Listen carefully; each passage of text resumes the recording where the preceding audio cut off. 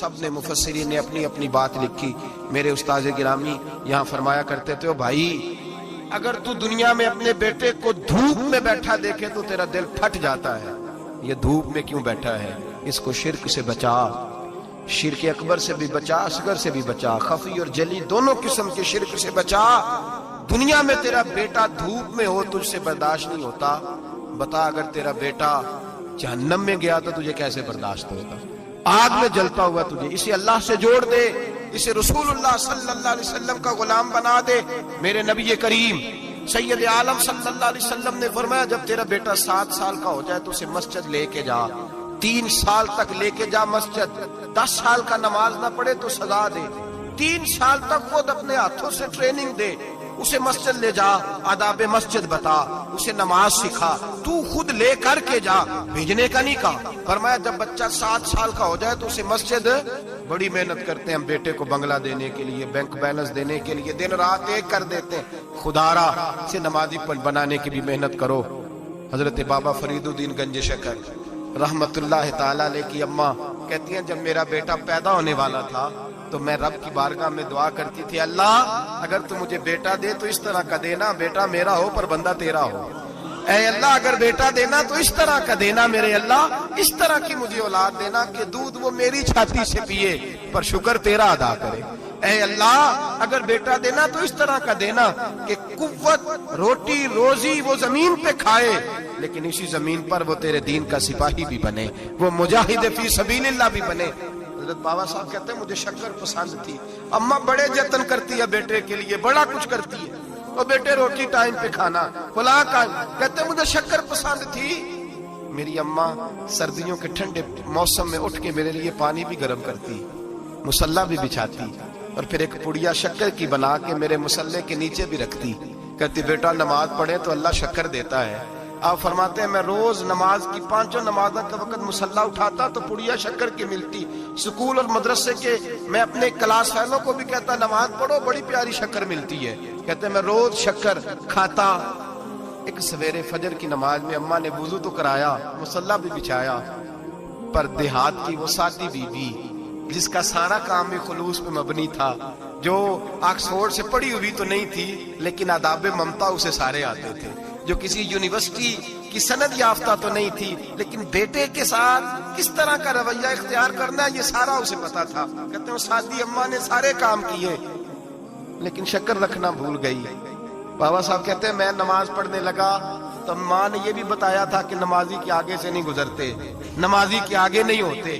اب اماں کہتی ہے میں مجبور ہوں، درس بھی میں نے دیا ہے، بھول گئی ہوں، اب شکر رکھنے جاؤں گی تو پردہ کھل جائے گا. ایک کونے میں لگ کے ماں روئی، بیٹے کی شفا کے لیے نہیں، بیٹے کی نوکری کے لیے نہیں، بیٹے کے اچھے مستقبل کے لیے نہیں. ماں روئی، آنسو بہے تو کہتی کیا ہے، اے اللہ میں اسے اپنے آگے جھکانے کو جتن تھوڑی کرتی تھی، تیرا بنانے کے جتن کرتی تھی. اے اللہ مہربانی فرما میری پردے داری کر، اگر راز کھل گیا تو میرا فرید نماز نہ چھوڑ جائے. بابا صاحب کہتے ہیں اماں تڑپتی رہی اور میں نے نماز پڑھ کے مصلی اٹھایا. پہلے پڑیا ہوتی تھی اب تو پورا دریا شکر کا بہ رہا ہے. فرماتے ہیں میں نے وہ اٹھائی شکر کھائی اور میں نے چیخ کے کہا اماں جلدی آ، آج بڑی لذیذ ہے، آج شکر کوئی انوکھی ہے، اور آج تو کمال شکر دی ہے میرے اللہ نے. ایک پڑیا کی جگہ پورا دریا بہ رہا ہے.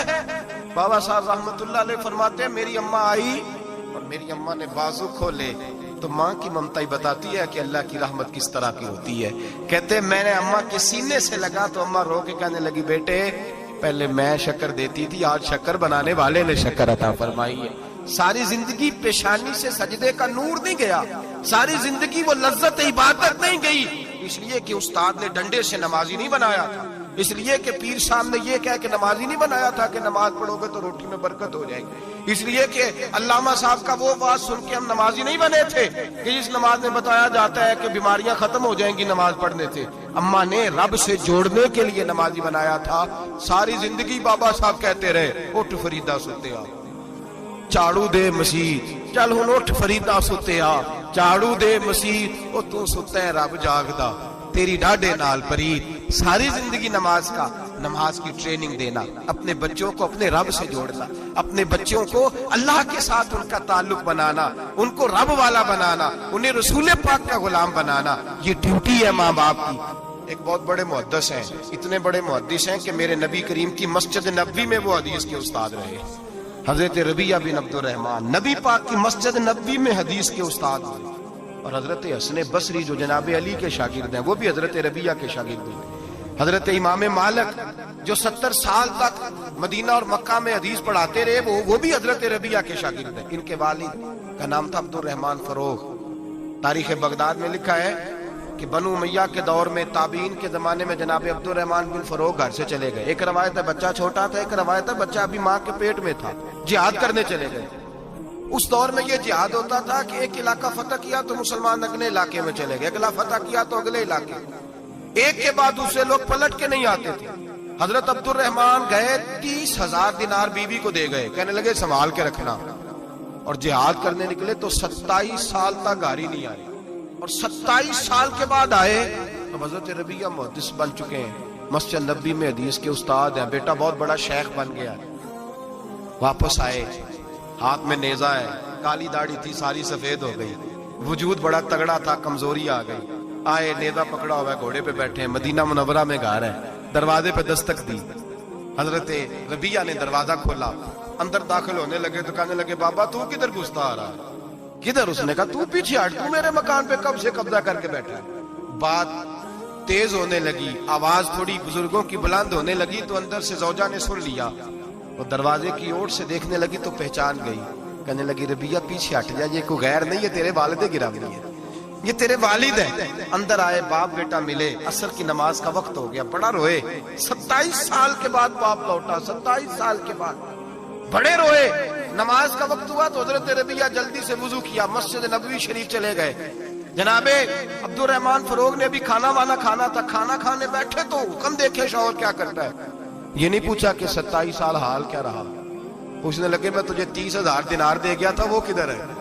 तो जोजा कहने लगी खाना खा लो, असर की नमाज पढ़ के आओ, फिर बताती हूँ पैसे कहाँ हैं, आपकी रकम बड़ी अच्छी जगह पे महफूज है।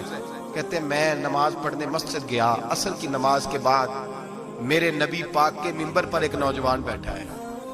घर में तो उनका अंदाज टोपी पहनने का था ना, सादे आम लिबास में, मस्जिद नबी में जुब्बा पहना है, सर पे इमामा है, खूबसूरत लबो लहजे में रसूलुल्लाह के मिंबर पर बैठकर, नबी पाक के मिंबर पर बैठकर, पता नहीं आपको इस बात की लज्जत नसीब हो रही है कि नहीं, आम जगह नहीं, नबी पाक के हुजूर के मिंबर पर बैठकर नबी पाक की हदीसें सुना रहे हैं। इतना बड़ा मुकद्दर। कहते हजरत इमाम मालिक जैसे लोग, ख्वाजा हसन बसरी जैसे लोग कागज कलम लेके हदीसों की समाअत कर रहे हैं, उनसे दर्स ले रहे हैं। जनाबे अब्दुर रहमान कहते हैं मेरी नजर उठी, कुछ बूढ़ा हो गया था, कुछ उस वक्त वो टोपी में सादे लिबास में थे, पहचान ना पाया। एक शख्स से पूछा यार है तो जवान, पर इसके चेहरे की नौरानियत मेरे दिल को भा गई है तो जवान, पर इसका हदीसें बयान करने का अंदाज मेरी तबीयत को घायल कर गया। ये कौन है जो नबी पाक की मस्जिद में बैठ के हदीसें बयान कर रहा है? कहते इमाम मालिक कहने लगे बाबा जी चुप कर जाओ, हमारे उस्ताद के बारे में ऊंचे लबो लहजे में बात ना करना, देखते नहीं कितने कितने लोग बैठे हुए खामोशी से। तो मैंने कहा मुझे भी तो बता दो ना है कौन। तो कहने लगे कोई अब्दुर रहमान फरोग नाम के बुजुर्ग है, ये उनके बेटे हैं, रबिया नाम है। कहते हैं जब लफ्ज कहे तो मेरे आंसू छलक के बाहर आए और मैं हुजूर की मस्जिद में गिर गया और रोने लगा कि यहाँ और मेरे रसूल पाक सैयद आलम सल्लल्लाहु अलैहि वसल्लम के मिंबर पर और मेरा बेटा। तो मैं तड़प के घर गया और घर जाके मैंने अपनी बीवी को जब देखा तो मेरे आंसू निकल गए। मेरी बीवी समझ गई कि ये मेरे मुहद्दिस बेटे को देख आया है। कहते हैं बीवी रो के कहने लगी मैंने आपके 30,000 दिनार आपके बेटे को मुस्तफा करीम की हदीस का उस्ताद बनाने में खर्च कर दिए। मैंने वो 30,000 दिनार खर्च कर दिए, 30,000 दिनार आपका बेटा मैंने। तो कहते हैं मैं अपनी बीवी की तरफ देखने लगा, मैंने कहा कुर्बान जाऊं, मैं अगर अल्लाह के दीन के रास्ते में था, तूने मेरे साथ नेकी की है, मेरा बेटा भी दीन के रास्ते पे लगा दिया। मेरे भाई अल्लाह से जोड़ा, अल्लाह से जोड़ा उन लोगों ने अपनी औलाद।